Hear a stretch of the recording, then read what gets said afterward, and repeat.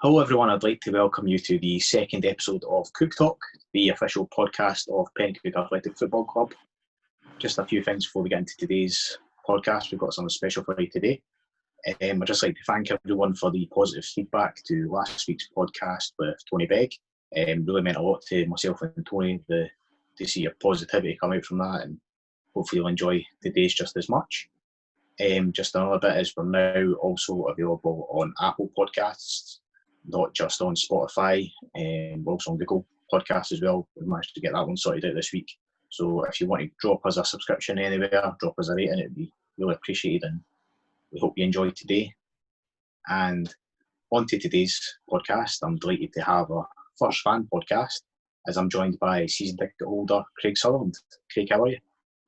Hi Dougie, yeah, I'm good. Yeah, it's an honour and a pleasure to be asked to take part in your podcast. I really enjoyed the first one with Tony. Great. So how are you finding all this with COVID and lockdown? Are you still working? It's been okay for me actually. I'm actually kind of sort of quite lucky. I left my job in Edinburgh late January, and I've been a home worker throughout all of this actually. So it's funny because it's been really hard for so many people, but for me personally, very little's actually changed. I'm just getting on with my day job as I always have, just doing it at home. So I think I had a wee bit a dose of the virus. Sadly, felt a bit rough for a week or two, and but just locked myself away. Got better, and yeah, families are all good as well. My wife, my little girl, managed to avoid it, and yeah, we've just been following the rules, taking care, and not doing anything silly. What about yourself? Everyone good at the club? Aye, everyone's good. Probably chat with a few of them later and see what the lay of the land is, but yeah, aye, looking forward to that. I mentioned you're a season ticket holder, but yeah, why just go to Penicuik? What brought you to the club in the first place? Well, I'm Penicuik born and bred. It's good enough, isn't it? No, look, I remember growing up and going along to the odd game at Eastfield, and I was still pretty young, and like so many kids, we often jumped the wall to get in, and you know, in hindsight, I was probably part of the problem, unaware of what was actually just around the corner for the club. Jumping forward to 2002, I'd heard that Cuikie had come out of abeyance, and that started to interest me. Me and my pal Derek, we were a bit fed up travelling up and down the country following Aberdeen. Don't laugh. Yeah. So we headed along. Derek moved into Edinburgh and then actually down to London, but I was hooked by then, and I just kept going along. You know, I can't actually remember what my first game was. I know that me and Derek certainly missed the first bunch of games for sure, but I just remember there being a real buzz about the town, and with my mates down the Crown, and it just felt really good. The town had its football club back, and you know, so much disappears from the community these days, and we have to make sure that our football club isn't one of them again. So I worked with a very young Johnny Harvey and Chris Gordon. I actually sat next to Chris in the IT department where we worked, and when they signed, I also felt like I was going along to support my mates, as well as the club and the town. You know, it's some roller coaster ride supporting Cuikie. It's never a dull moment, but you just wouldn't have it any other way. And nowadays, most folk don't actually believe me, but my interest in the professional game is more of a passing interest, to be honest. I much prefer the blood and guts of lower league football, and just thinking of sort of one last point. I actually got married. I remember this. I actually got married at the North Kirk, and it was a home game that day back in 2003. I was racking my brains. I'm pretty sure from memory it was Dunbar that we were playing. There's actually a few photos of me trying to kind of peek in through the bottom corner while the official wedding photographs were getting taken. So yeah, that's pretty much why I support the club. You know, it's my hometown, and just over the years you get drawn in, and I just love being a part of the Penicuik athletic community. It feels like a family. You know, it's great being part of it. Yeah, and you mentioned being a roller coaster supporting the Cuikie. I think that sums up this season in a nutshell almost. What were your thoughts on the season just past? Yeah, but there's so much to enjoy about the season, but equally there was some frustrating moments as well. Just a normal season then. That season was anything but normal for so many reasons. But what we did get was a season to remember. That Scottish Cup run will live long in the memory. I remember heading to the Park Thistle game. It was my turn to drive after Colin Dixon drove us all through to Broadwood, and that was Sunday out as well. And I remember we just got off the motorway and we were stuck in that detour. Remember that detour? And my brand new car, I'd only had it a few weeks, I think, literally started to shut down before my very eyes. The sat nav went, the radio went off, there was warning lights coming on. Then when we got to the ground and parked up, I had Stuart Cobley in the back, frantically looking through YouTube for answers, and got out of the car.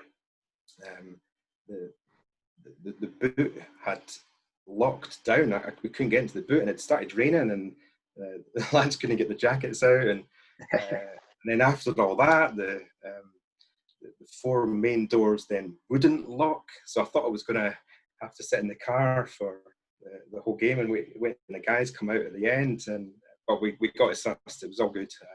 That would have been a complete nightmare if I didn't get in. Jumping back a bit to round two, Stenhouse Muir at home though. That was Sunday. Cuikie Park. I can't remember ever seeing anything like it. I'd love to see more days like that. I'm sure we will see more days like that.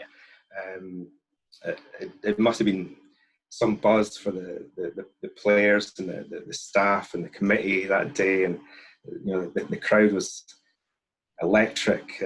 So many fans crammed in, standing room only.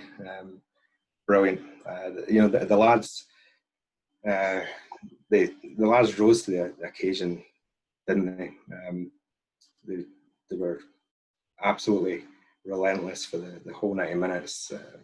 And this wasn't a case, I don't think, of Denny thinking that they could just turn up, and we steamrolled them and played them off the park for long spells of that game. But after the Scottish Cup run, and when the form dipped, and the results started to go against us, it became apparent to me pretty early on that the league wasn't going to be ours this time. I never wanted to say it out loud. But I felt it was always going to be a bit too much to turn around. What with Bowness and Hillabeath, they were showing no signs of letting up, and And even with the games that we had in hand, what was it, 12, 13 games we had in hand, still relying on, I think, too many other factors. And so where were we placed? It was 8th. We finished 8th, yeah. 8th they were placed, and do you know that's probably fair, if I'm honest, mid-table. But a bit of an up and down season, some magic moments, and at least we're above Linlithgow. No, it was a funny season. It's a shame that we weren't able to kind of sort of see it out to the end, but looking forward to next season now, and the great memories of the season past there, they'll be with me forever. Brilliant. Yeah. So who would you say has been the sort of standout performer over the past year for us? Well, like I say, it is a shame that we weren't able to see have the whole season and see how the lads fared overall. But Dawson's been solid throughout. Very little got past him. Scott McCrory Irvine. He's had a lot of really good games. I often don't think Scotty ever got the credit that he deserves, actually. Tansy just works. But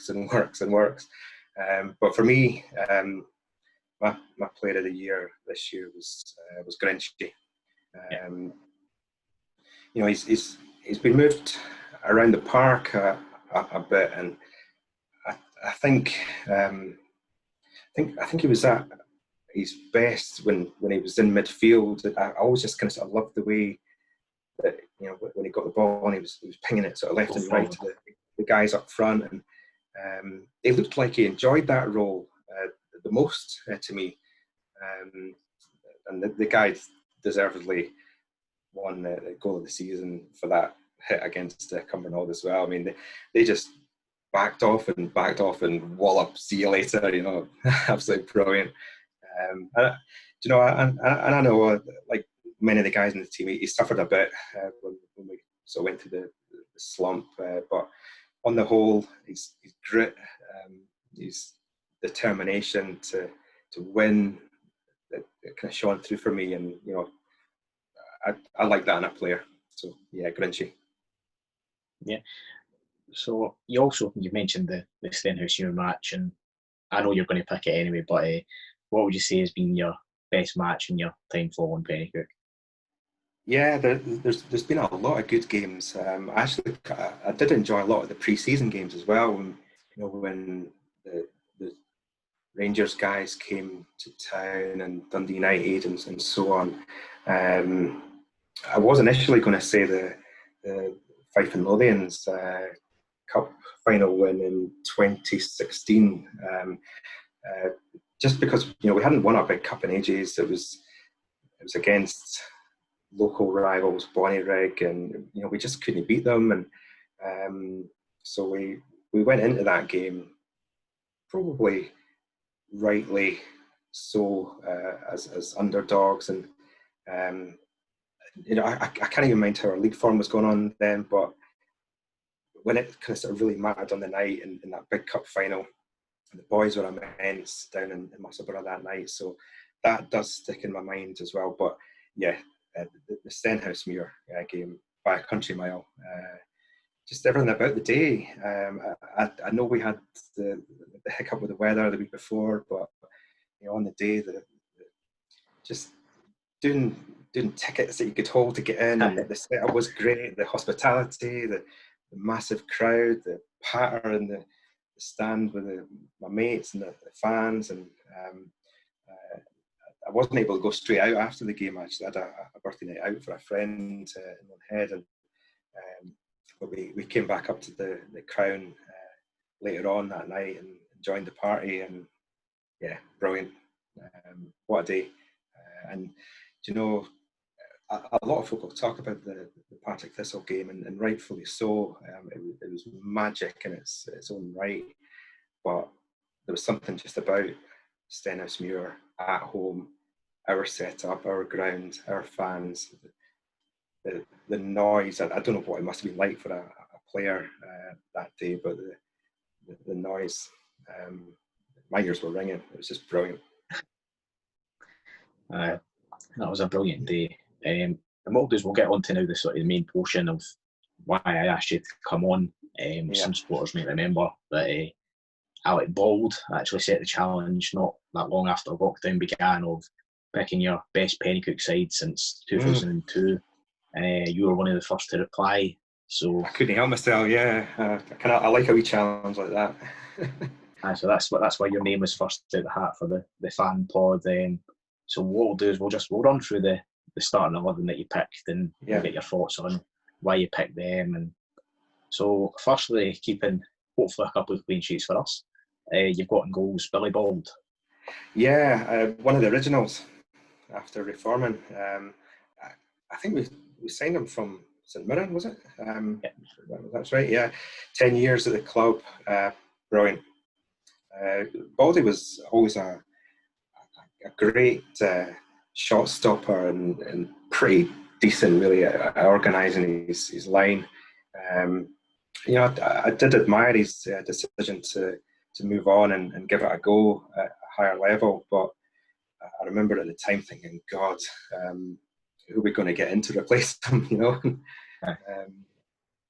So for me, there's been a lot of keepers come and gone, but yeah, one of the originals, Baldy, brilliant. And the first one in front of him at right back is Andy Forbes, one of the current crop.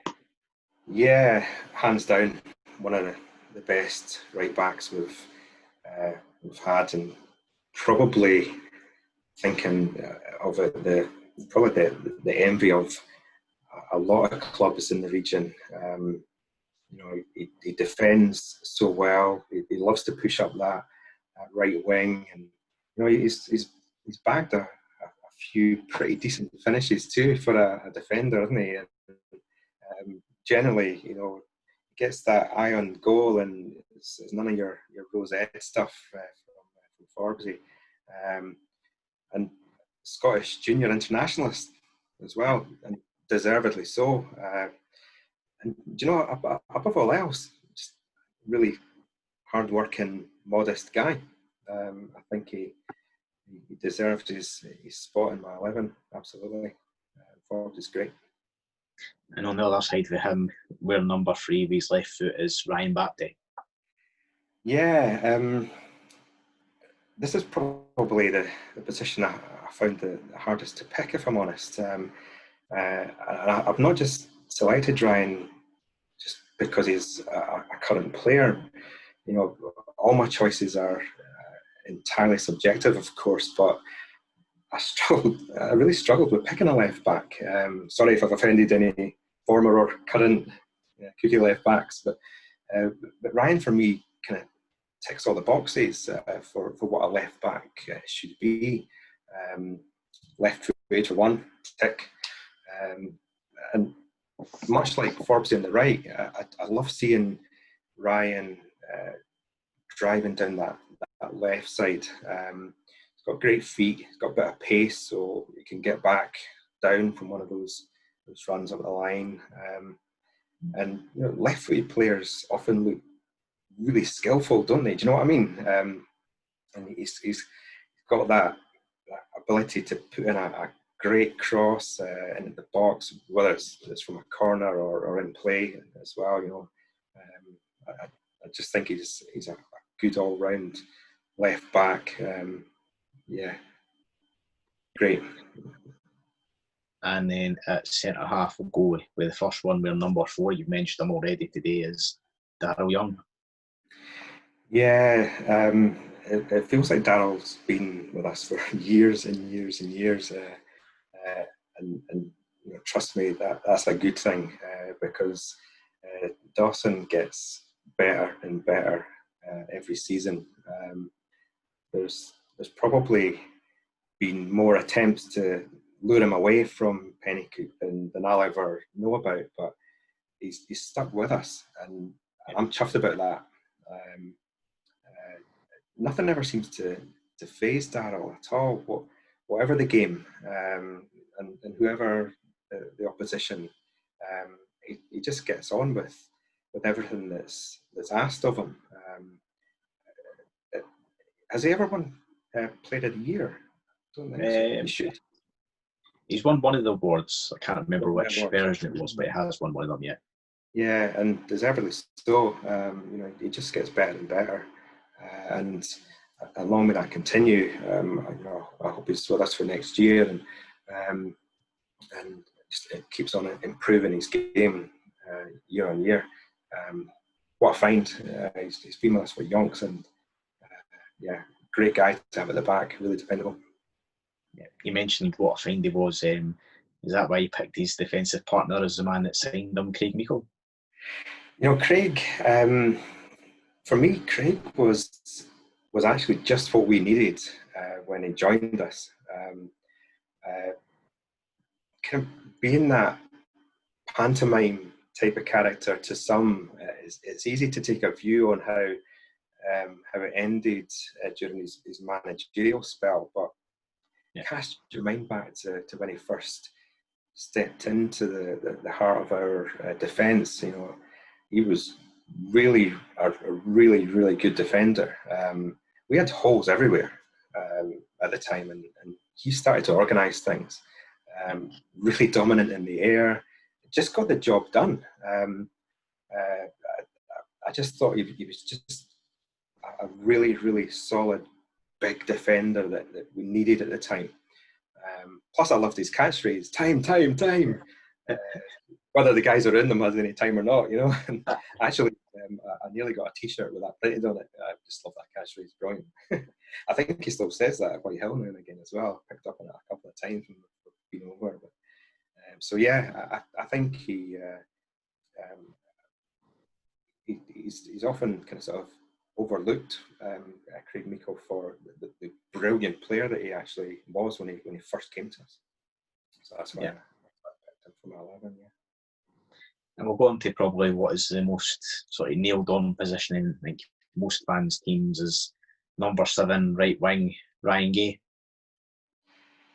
Ryan Gay, I mean, easily one of the best attacking midfielders that we've ever had at the club. I think the fact that he just loved playing for us kind of reflected on the pitch as well. He actually scored my all-time favourite goal too. That free kick in a pre-season friendly against Dundee United. I was standing pretty much right behind him when he belted it right into the top corner, and it was someone else that actually won a signed programme of his from his testimonial game as well. At one of the club breakfasts at the Miners. Easily starstruck, you couldn't have a top 11 without Ryan Gay being in it. Absolutely phenomenal footballer. Yeah. And on the other flank from him, you could almost argue his partner in crime at times was number 11, Ross Montgomery. Monty, yeah. Everyone that loves football loves a left-footed winger coming up the line and pinging that perfect ball into the box right under the striker's nut. Monty's kind of sort of that Mr. Penicuik kind of character, isn't he? He's been around forever.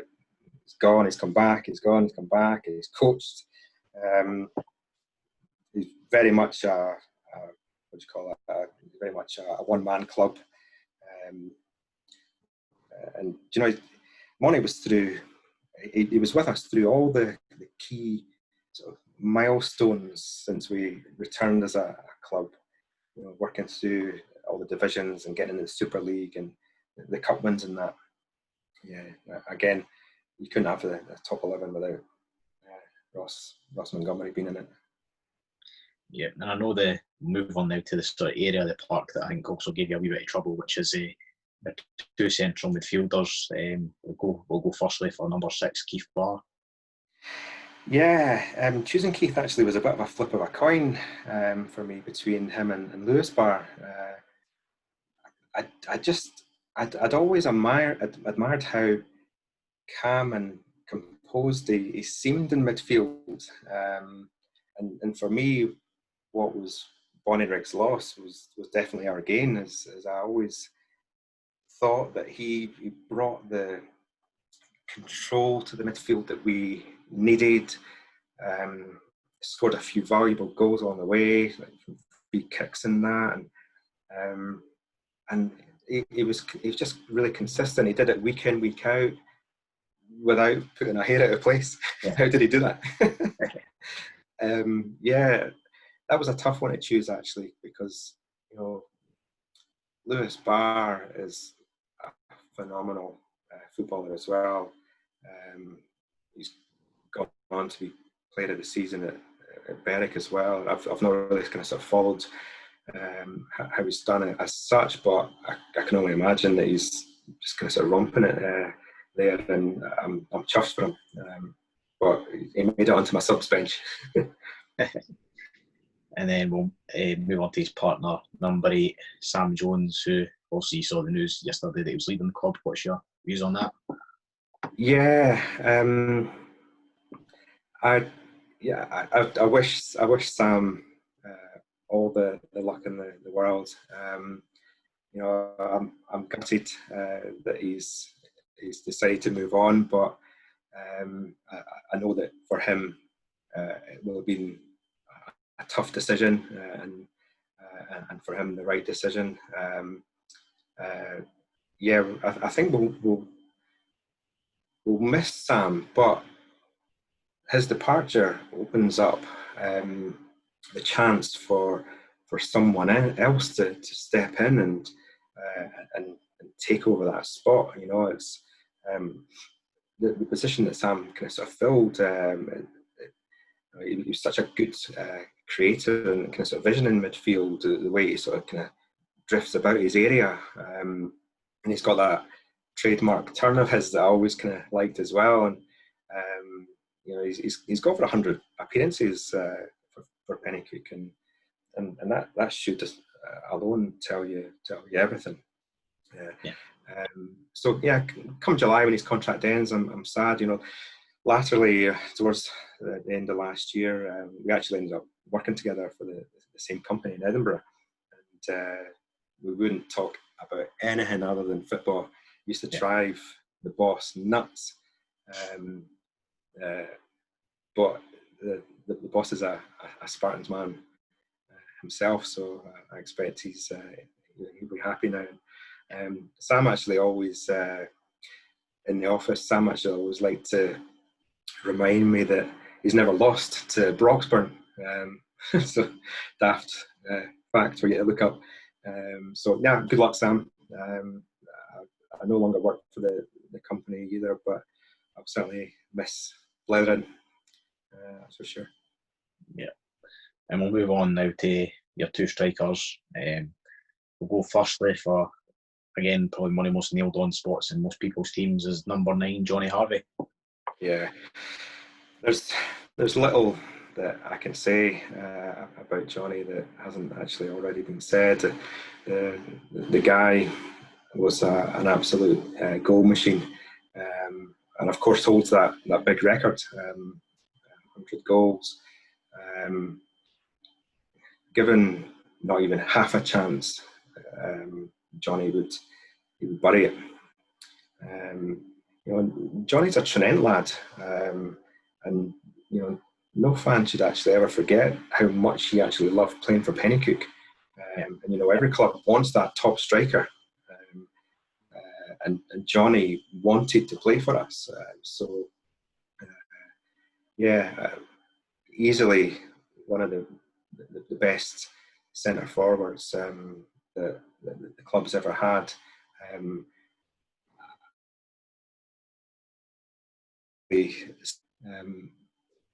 Further back from 2002, but I'm pretty sure Johnny would fall into like an absolute all-time 11, as well as as a 2002 onwards team as well. He's a Penicuik legend. Simple. Yeah. And his strike partner up front is the man that's chasing down that 100 goal record. Yeah. Number 10, Aaron Somerville. Yeah, absolutely. He's a forward for me who actually sits right up alongside Johnny Harvey, but just quietly gets on with the job, doesn't he?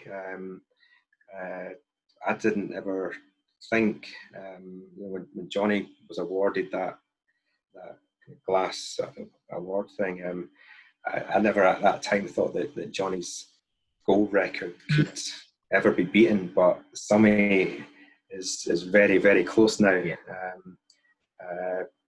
I hope he's still got enough in the legs to give that 100-goal record a run for its money. Summy is he's just so deadly in the penalty box, and just in kind of sort of recent, probably just this season really, that he was kind of getting known for that front post kind of header, and how many goals did he bag from that? So adapting his game, where it's the kind of sort of years get on, and kind of sort of you don't have so much pace anymore. It's good to see Aaron adapting and doing different things and stuff, and still getting up to mischief in that box and giving the defences the run around. So absolutely, he's Aaron is bang up there with Johnny Harvey, and again, every club wants a top goal scorer, and for us to have had and have two in Johnny and Aaron is brilliant. Yeah, I can imagine straight away as well, when somebody gets goal 101, he'll be coming to you with the legs comment straight after that. Absolutely, yeah, and I hope he gets it. That records are there to be beaten. You've got to go for it, Aaron. Honestly, get that 101 and get that record. It's got to do it, man. So we've now went through your whole starting 11, but I think now the sort of big question is who manages that team for you? Yeah, well, given that he sort of played in it as well, actually, my all-time manager probably comes as no surprise to the people that know me, but Johnny Harvey is the manager for me as well. I firmly believe that he set the standard for how the team looks and plays now. Johnny came in at a time of relative unrest, and he changed the mindset of the squad. They got fitter, they started holding the ball, playing out from the back. I know that drives a lot of the fans that stand around nuts, but no more hoofing that ball aimlessly up the park. For Johnny, a pass had to mean something, and suddenly there was structure and organisation on the park, and it was just what we needed to push us on. And I think he deserves enormous credit for where we find ourselves today. And I've always said that if you recruit former players into managerial roles, if you have an attacker and a goal scorer as manager, that reflects on the type of team that they put together. And it's just a view, but if you have a defender as a manager, I believe you're just naturally or subconsciously just a more defensive team. We were known across the region as the team that just took the ball up the park. And when Johnny took over, an attacking mindset was instilled into the team, where we were more creative and less predictable, and it became a joy to watch. I firmly believe that those foundations that Johnny instilled in the club, that way of thinking has carried on right up to today. Yeah, and so the final sort of question I've got for you, I suppose, is we've had a manager, we've had a best 11, but who's been the best captain you've seen for Penicuik? Yeah, this might actually, I'm a little unsure actually if this might come as a surprise to some, but for me it's actually Craig Hume.